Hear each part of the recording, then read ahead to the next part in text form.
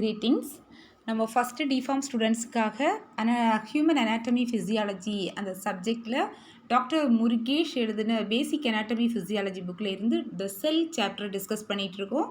2 parts complete ஆயிடுச்சு. First பார்ட்டில் cell wall, nucleus, சைட்டோபிளாசத்தோட ஆர்கனல்ஸ் நேம் பார்த்தோம்.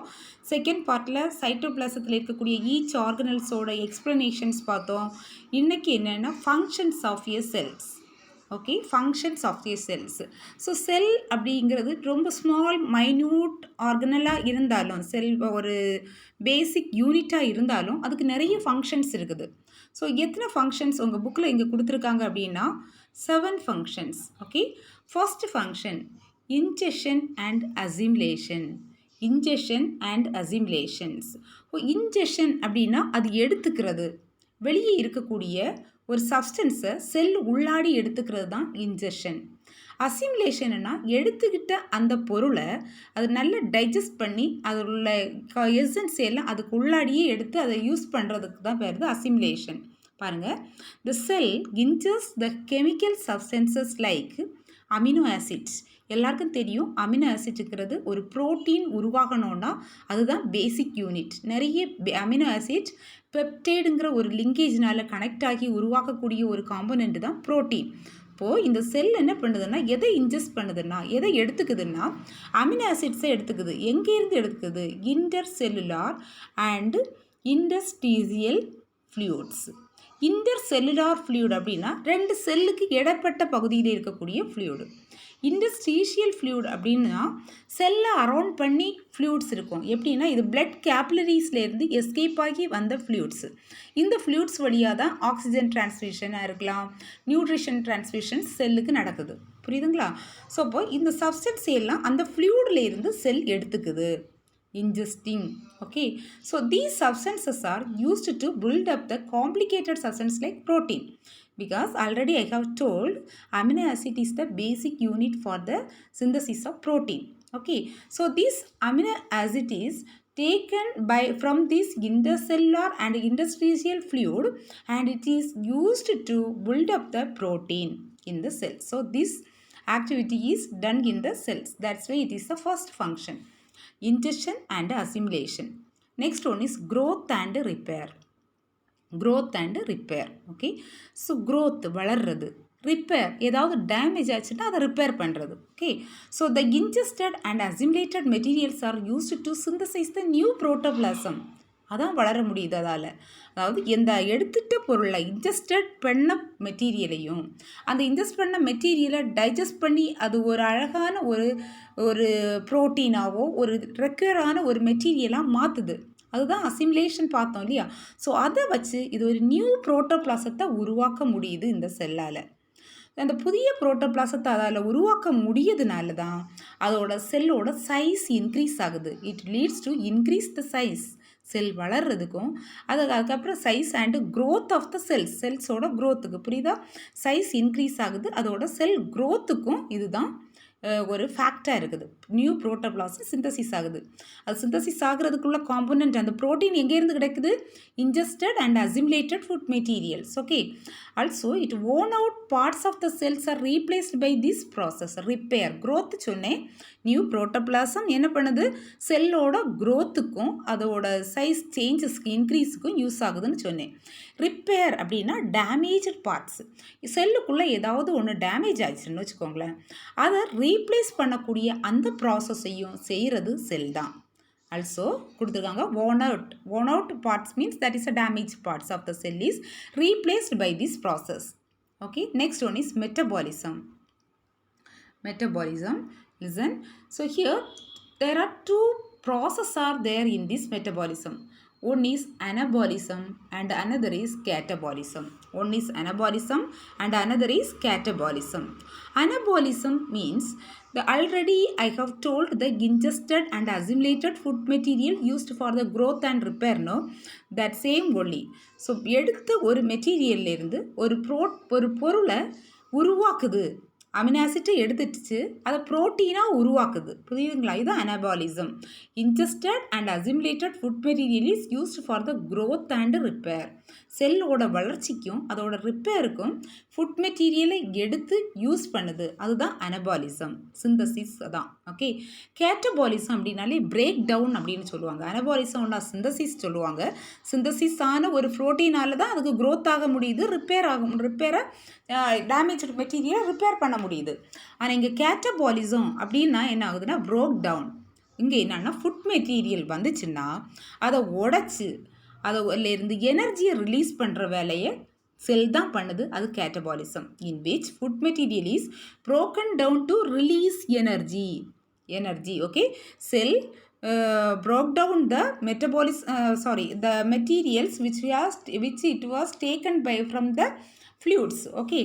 Then it is used that the energy for the various functions. புரியுதுங்களா? So food material broken down to release the energy for various functions of the cell. அதாவது cell release பண்ணக்கூடிய அந்த energy செல்லோட நிறைய ஆக்டிவிட்டிக்கு use ஆகுது. So அப்போ metabolism 2 ப்ராசஸில் நடக்குது. ஒன்று அனபாலிசம், இன்னொன்று கேட்டபாலிசம். இந்த அனபாலிசத்தில் இன்ஜெஸ்டட் ஆன எடுத்த மெட்டீரியல் அசிமுலேட் ஆன அந்த ஃபுட் மெட்டீரியல் க்ரோத்துக்கும் ரிப்பேருக்கும் உருவாகக்கூடிய ஒரு சிந்தசிஸ் ப்ராசஸ் நடக்குது. கேட்டபாலிசத்தில் அந்த ஃபுட் மெட்டீரியல் உடஞ்சி ரிலீஸ் ஆகுது எனர்ஜி. அந்த எனர்ஜி செல்லோட பல ஃபங்க்ஷன்ஸுக்கு யூட்டிலைஸ் ஆகுது. இது catabolism. Okay. Next fourth one is respiration. That is very important. Respiration சொன்னோடனே நம்மளோட லங்ஸ் வழியாக இருக்கக்கூடிய அந்த நார்மல் ரெஸ்பிரேஷன், இன்ஸ்பிரேஷன், எக்ஸ்பிரேஷனை பார்ப்போம். ஆனால் செல்லுக்குள்ளாடியும் செல்லுலார் ரெஸ்பிரேஷன் நடந்துட்டு தான் இருக்குது. பாருங்கள். It involves the transport of oxygen from the lungs through the blood to the tissues. அப்போது லங்ஸ்லேருந்து கிடைச்ச அந்த ஆக்சிஜன் பிளட் வழியாக, லங்ஸ் வழியாக கிடைச்ச ஆக்சிஜன் பிளட் வழியாக டிஷ்யூஸுக்கு போய் சேருது. அந்த டிஷ்யூஸஸ் எல்லாம் உருவாக்கி இருக்கிறது எது? செல்ஸ் தான். சரியா? நிறைய செல்ஸ் கலெக்ஷன் ஆகி தான் அது ஒரு டிஷ்யூவாக மாறுது. புரியுதா? ஸோ அந்த டிஷ்யூஸுக்கு ஆக்சிஜன் கொண்டு போகுது பிளட்டு. ஸோ அங்கேருந்து அப்போ எங்கேருந்து ஆக்சிஜன் போகுது? லங்ஸ்லேருந்து ஆக்சிஜன் பிளட் வழியாக டிஷ்யூஸுக்கு போகுது. அங்கே இருக்கக்கூடிய செல்ஸ் எல்லாம் அதை எடுத்துக்குது. அப்போ கட்டாயம் அங்கேருந்து வேஸ்ட் மெட்டீரியல் ஜென்ரேட் ஆகும் செல்லில். அதையும் ஒரு கார்பன் டை ஆக்சைடு வேஸ்ட் மெட்டீரியலாக செல்லில் உருவாகுதுன்னா அதையும் பிளட்டுக்கு அதை திருப்பி அனுப்புது. removal of waste products from like carbon dioxide. Okay, this is the essential for survival and functions of the cell. இந்த ஆக்சிஜன் அதுக்கு கிடைக்கணும், கார்பன் டை ஆக்சைடு வெளியே போகணும். ஸோ லங்ஸ் வழியாக நடந்தாலும் அந்த லங்ஸ்லேருந்து எடுத்துகிட்டு போய் கொண்டு வர வேலையெல்லாம் பார்த்துக்கிறது பிளட்டு. இந்த பிளட்டோட ஹெல்ப்னால செல்ஸுக்கு ஆக்சிஜன் கிடைக்குது, அங்கே கிடைச்ச கார்பன் டை ஆக்சைடு வெளியே போகுது. ஸோ இது ஒரு செல்லுலார் ரெஸ்பிரேஷன், ரொம்ப இம்பார்ட்டண்ட். இந்த ஆக்சிஜன் போய் சேர்ந்தால் தான் செல்லுக்கு என்ன பண்ண முடியும்? எனர்ஜி, அதாவது அங்கே இருக்கக்கூடிய ஃபுட் மெட்டீரியலை பிரேக் டவுன் பண்ணி அந்த கேட்டபாலிசத்தினால பிரேக் டவுன் பண்ணி எனர்ஜியை ரிலீஸ் பண்ணவும் முடியும். நெக்ஸ்ட் எக்ஸ்கிரேஷன் கட்டாயம் வேஸ்ட் மெட்டீரியல் எக்ஸ்கிரேஷன் ஆல்ரெடி ஒன்று பார்த்தோம். கார்பன் டை ஆக்சைடு லங்ஸ் வழியே எக்ஸ்கிரீட் ஆகிறதுக்கு பிளட்டை யூட்டிலைஸ் பண்ணுது நம்ம செல் அப்படின்னு பார்த்தோம். இங்கே excretion, the cell eliminate the waste product resulting in the catabolism. What is catabolism? Break down of food material. இங்கே பார்த்தோம் catabolism is a break down of food material to release the energy. So அந்த catabolism is very important process because that is releasing the energy.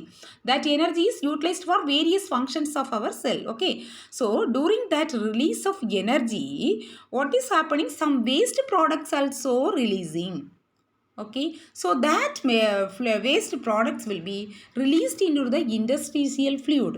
செல்லை சுற்றி இருக்கக்கூடிய ஃப்ளூடுக்குள்ளாடி இந்த செல் அனுப்பி வைக்குது. செல்லிருந்து செல்லுக்கு வெளியே சுற்றி இருக்கக்கூடிய ஃப்ளூடுக்குள்ளாடி அனுப்பி வைக்குது. These products are carried by the, அப்போ அங்கே ரீச் ஆகிறது யார்? பிளட்டு. ஓகே, பிளட் கேப்லரிஸுக்குள்ளே அங்கே இருந்து ரீச் ஆயிரும். So carried by the blood for elimination through the lungs and kidney. Okay, lungs வழியாக கார்பன் டை ஆக்சைடையும் கிட்னி வழியாக எந்தெந்த வேஸ்ட் மெட்டீரியல் செல்ஸ்லேருந்து வெளியாகுதோ அது எல்லாத்தையும் கிட்னி வழியாகவும் லங்ஸ் வழியாகவும் இது நம்மளோட பிளட்டு எக்ஸ்க்ரீட் பண்ணுது.